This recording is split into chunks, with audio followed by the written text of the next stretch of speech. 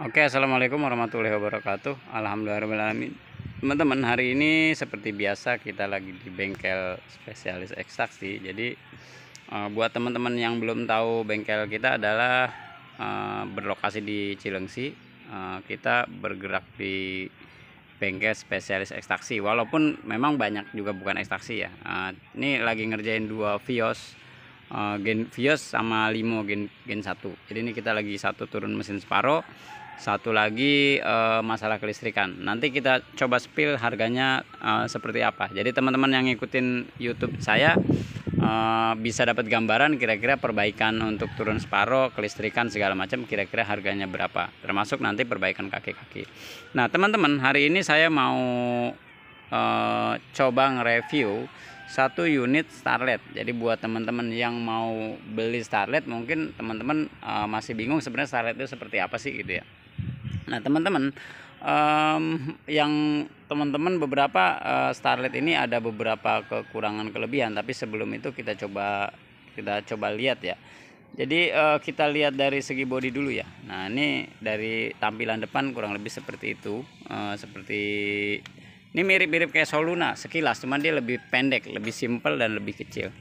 Terus kita lihat lagi dari belakang. Nah ini ciri khas banget. Ini hampir nggak ada yang nyamain. Bentuknya seperti ini, ngebulatnya dengan corak yang khas seperti ini ya. Jadi ini saya belum pernah nemu nih, hampir nggak ada yang nyamain. Ciri khas banget untuk Starlet yang kapsul. Tampilan sampingnya ya normal lah, kalau misalnya samping hampir sama lah. Nah teman-teman, yang teman-teman belum tahu, jadi Starlet ini ada dua varian. Jadi ada yang kapsul, ada yang kotak. Jadi yang kotak itu varian yang lamanya. Jadi buat teman-teman yang belum tahu, ini ada dua, cc nya juga ada dua. Jadi ada dua varian, yang lama sama yang baru. Jadi setelah kapsul tahun 95 ini mobil selesai, diganti sama Yaris ya. Terus untuk cc nya mobil ini ada dua varian juga, ada 1000 cc sama 1300 cc. Jadi ada yang 1000, ada yang 1300, ada yang turbonya juga. Itu beberapa varian. Nah kebetulan di tempat saya ada yang 1000 cc tahun 1990. Jadi buat teman-teman yang mau beli mobil ini, kira-kira worth it apa enggak. Nah kita coba lihat dari segi tampilan bodi luar. Tadi kita udah keliling sedikit. Untuk mobil tahun 90 ini mobil lumayan nggak ketinggalan zaman. Jadi kalau kita lihat ya, jadi dia bulat-bulatnya dapat, jadi nggak zaman dulu banget. Kalau ngecatnya ini bisa bagus, ini malah bisa oke banget, malah bagus banget. Jadi dari segi tampilan depan juga oke. Ya cukup cantik lah untuk tahun itu, nggak ketinggalan. Nanti kita lihat dari sisi belakang. Tadi kita udah sempat lihat ya. Nah dari segi belakang juga sama, ini masih oke, apalagi kalau dengan ada tambahan spoiler ini. Nah saya nggak tahu nih ini tambahan ini ori atau memang aksesoris ya. Sepertinya aksesoris. Saya nggak terlalu ngikutin ya. Sepertinya aksesoris. Jadi dari segi tampilan luar mobil tahun 90 ini cukup apa ya? Cukup oke. Nggak ketinggalan dengan mobil-mobil yang baru. Ini tampilannya. Jadi dia dengan lampu yang nyatu ke sana, itu ya lumayan jadi unik lah, cakep. Nah dari segi interior kita coba lihat interiornya. Nah ini kebetulan yang 1100 cc, yang 1000 cc. Dari segi interior kita bisa lihat. Nah ini dia nih dari segi interior.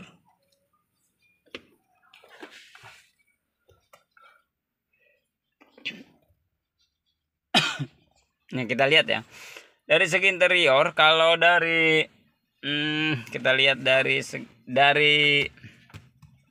saya ngerasa ini sempit ya, nggak terlalu lega banget ya, tapi ya masih nyaman lah. Ini kayaknya akan lebih ke yang imbas yang belakang. Jadi kalau kita dari depan, kita kan bisa geser maju mundur ya. Tapi dari segi kenyamanan belakang sepertinya agak bermasalah. Karena contoh saya begini, ini udah ketemu enaknya, tapi di belakang udah mepet banget tuh, jadi pendek banget. Nah itu dari segi interior depan oke, tapi nanti kita lihat belakang. Nah terus ini berapa percepatan? Ini 5 percepatan plus mundur, jadi 5 percepatan, sudah dilengkapi dengan AC. AC ya, ini tambahannya double din. Terus ada pengatur anginnya, pengatur angin. Ini ada lampu hazard juga di sini. Ini kebetulan udah nggak ori. Terus head di sini lampu sen ya normal lah seperti mobil-mobil pada umumnya.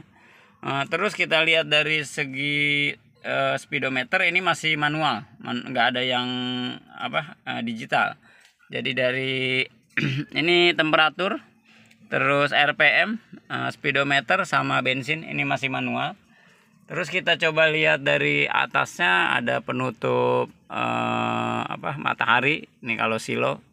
Terus spion belakang ya cukup sederhana, tapi ya oke. Nanti kalau kita bahas dengan kondisi seperti ini akan jadi kelebihannya apa teman-teman? Ini akan menjadi kelebihan nanti di AC. Jadi dengan kondisi kabin yang sedikit relatif nggak luas, itu AC-nya akan nggak akan kerja keras. Karena mungkin kenapa begitu? Karena ini mobilnya 1000 cc. Jadi dibikin gimana caranya di dalam kabin itu ya memang agak empel-empelan kalau bahasa kitanya. Agak empel-empelan, agak berdesak-desakan, tapi masih tetap secara AC, secara kenyamanan masih dapat dari segi AC. Karena yang utama mobil itu kan AC. Kalau AC-nya dingin, walaupun kita agak berdesakan, tapi kita nggak terlalu kelihatan capek.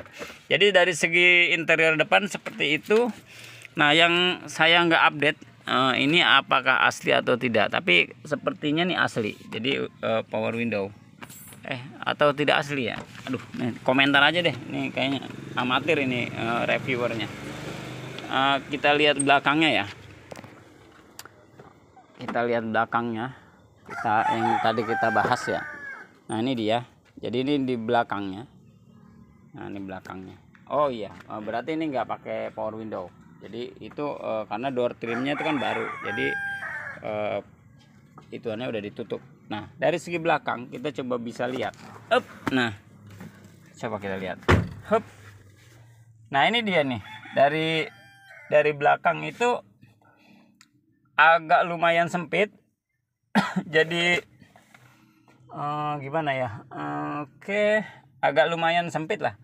Ya memang dimensinya bukan untuk jalan jauh ya, ini untuk city car, untuk mobil dalam kota. Jadi interiornya agak lumayan sempit. Tapi ini mumpuni banget untuk mesin ya. Jadi dengan kondisi segini, jadi AC lebih dingin lagi. Jadi buat teman-teman yang mau ngambil Starlet ya harus yang belakang harus agak siap-siap, nggak terlalu lega ya, nggak terlalu. Mobil-mobil sekarang walaupun kecil kan biasa lega, tapi memang ini dimensinya kecil ya mobil.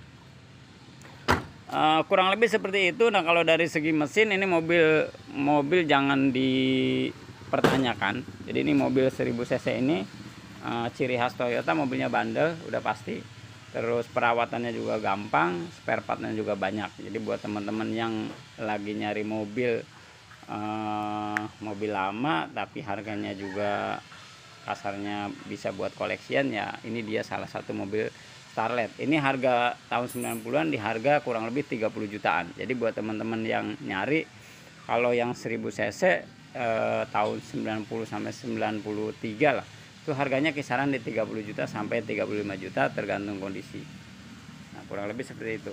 Nah jadi teman-teman silahkan yang mau nyari mobil, yang perlu dicek apa ya seperti biasalah mobil-mobil lama yang perlu dicek kebocoran, karena rata-rata mobil lama tuh seal-sealnya udah pada bocor. Jadi kalau teman-teman seal-sealnya udah pada bocor, itu yang harus diperbaikin. Tapi apakah itu bermasalah? Untuk seal sebenarnya nggak terlalu bermasalah, perbaikannya nggak terlalu banyak, paling sekisaran di 1 juta sampai 1,5 juta.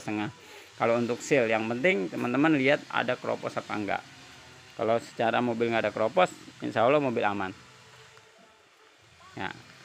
Cantik kan. Ini kekurangannya tinggal di catnya aja. Ini kalau catnya bagus, contoh nih ya, ini cat cup sama itu beda, jadi kelihatan mobil mendelek, bahasa mendelek apalah. Jadi kayak nggak ini kalau di catnya diperbaharuin mobil oke banget. Ini masih lurus banget nih. Silahkan teman-teman yang mau nanya-nanya mampir ke garasi taksi. Terima kasih. Mudah-mudahan review singkatnya bermanfaat. Kalau memang mau nanya-nanya lebih lanjut, silahkan hubungin ke saya. Ada di deskripsi nomor teleponnya. Terima kasih. Wassalamualaikum warahmatullahi wabarakatuh.